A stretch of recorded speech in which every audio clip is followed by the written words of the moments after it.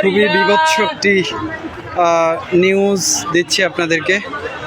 সেটা হচ্ছে এখান থেকে প্রচুর মৃত মানুষের গন্ধ পাওয়া যাচ্ছে, প্রচুর মৃত মানুষের গন্ধ পাওয়া যাচ্ছে। এখানে ধারণা করা হচ্ছে যে অনেক অনেক মৃত লাশকে এখানে কবর দেওয়া হয়েছে, পুঁতে রাখা হয়েছে মাটির মধ্যে। এখন প্রচুর গন্ধ আসছে এখান থেকে, মানুষ ঘুরে ঘুরে দেখছে কোথায় কি আছে। প্রচুর এখানে গণকবর দেওয়ার শঙ্কা করা হচ্ছে। প্রচুর প্রচুর অনেক গন্ধ বেরোচ্ছে এখান থেকে। এই জায়গাটি হচ্ছে গণভবনের ভেতরের সামনের সাইড।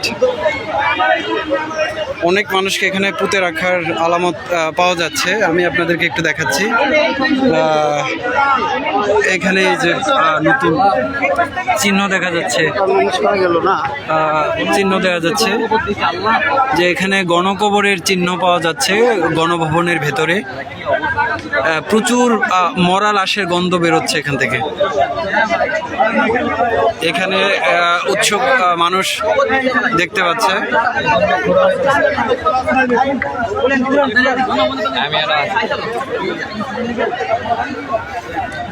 অনেক লাশের গন্ধ বেরোচ্ছে এখান থেকে।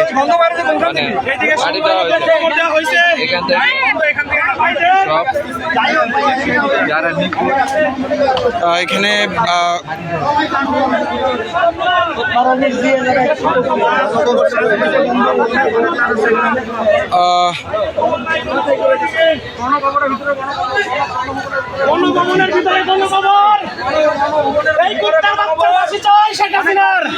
ভাই এখানে আপনি কি শঙ্কা করছেন?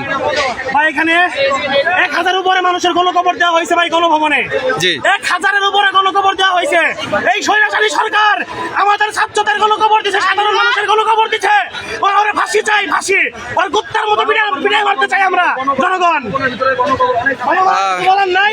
জি জি, ধন্যবাদ। ফাঁসি দেওয়া, ফাঁসি দিতে হবে ভাই। এখানে সবার দাবি একটাই, ফাঁসি দিতে হবে। জি, ইনশাআল্লাহ। জনগণের একটাই দাবি, সাধারণ মানুষের দাবি, আমাদের ছাত্রদের দাবি, সবার দাবি আর ফাঁসি চাই। আমরা আর কিছু চাই না, ফাঁসি চাই, ফাঁসি চাই, ফাঁসি চাই, ফাঁসি চাই। এই মুহূর্তে এখানে মানুষ ক্ষোভে ফেটে পড়ার মতো অবস্থা। প্রচুর গণকবরের সন্দেহ করা হচ্ছে এখানে গণভবনের সামনেই ভেতরে।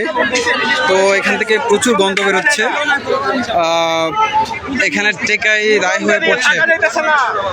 এখানে চিহ্ন দেখা যাচ্ছে, অনেক নতুন কবরের চিহ্ন পুঁতে রাখা হয়েছে, পুঁতে রাখার চিহ্ন দেখা যাচ্ছে গণভবনের ভেতরে।